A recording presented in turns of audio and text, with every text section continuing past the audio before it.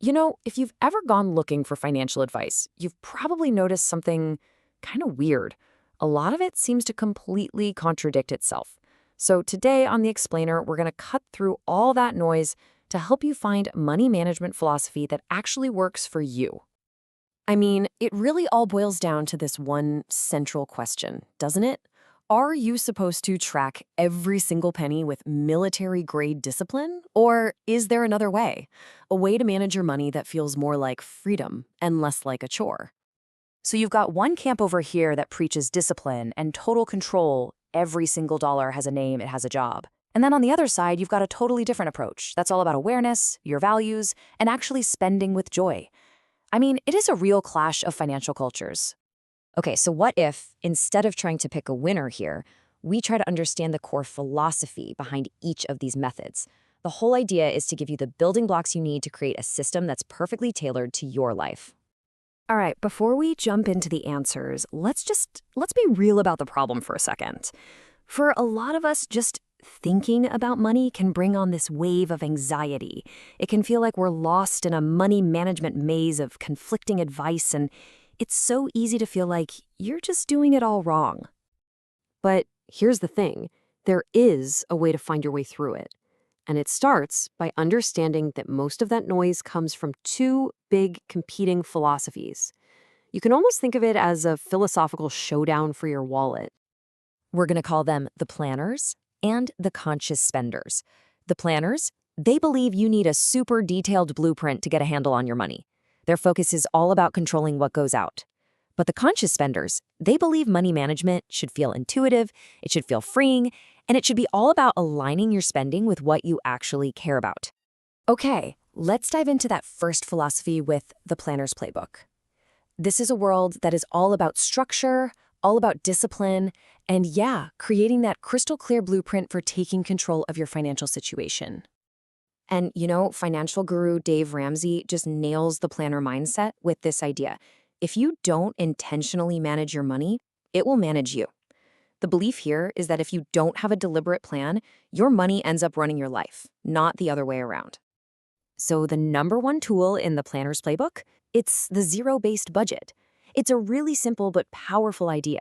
You take your monthly income, you subtract all your expenses, and you keep going until the final number is zero. Now, that doesn't mean you're broke. No. It just means every single dollar has been given a purpose, whether that's for bills, for savings, or for spending. And the process itself, well, it's exactly as methodical as you think. First, you're going to take a complete financial inventory, know exactly what's coming in, what you owe. Then you create that zero-based budget. Next, you track everything to make sure you're actually sticking to the plan. And finally, you attack your debt with some serious intensity using strategies like the debt snowball method. It's a clear, step-by-step blueprint. Okay, let's completely shift gears and look at a totally different strategy.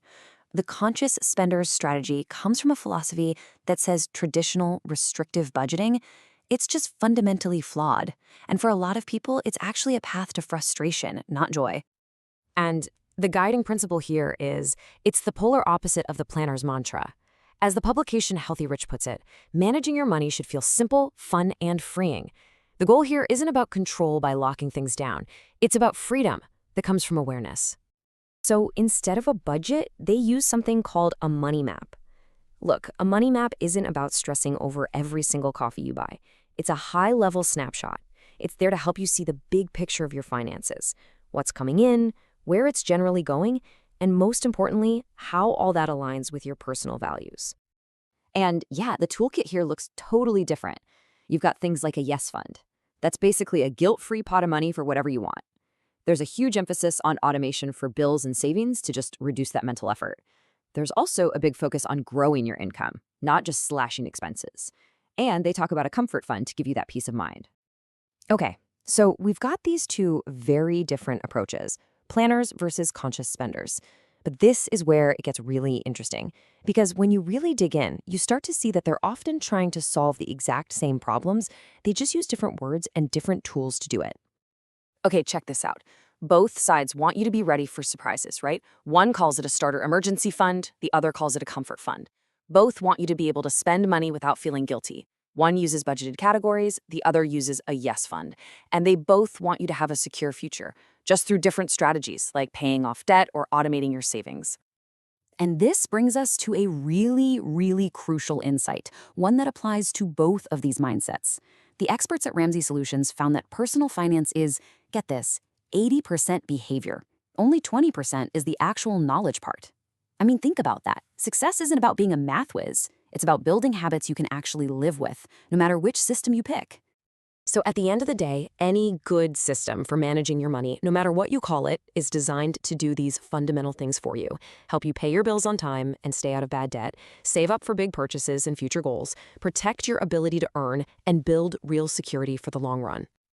So if both paths can lead to the same place, what's the big takeaway? It's this. You've got to stop looking for a winner in this debate and start designing your own system. It's time to become your own financial expert. And this, right here, might be the most powerful takeaway of all. The best system is the one you design for yourself. Maybe you love the structure of a zero-based budget for your bills, but you want the freedom of a yes fund for everything else. Great, do that. Maybe you just need to track your spending for 1 week to see where your money's going. The whole point is to experiment, keep what works for you, and toss what doesn't. So, I want to leave you with this final thought to chew on. If your financial plan isn't about restriction, what is it about? Is it a tool for freedom? Is it a way to express your values? Maybe a path to peace of mind? Whatever your answer is to that question, well, that's the foundation of your personal financial philosophy.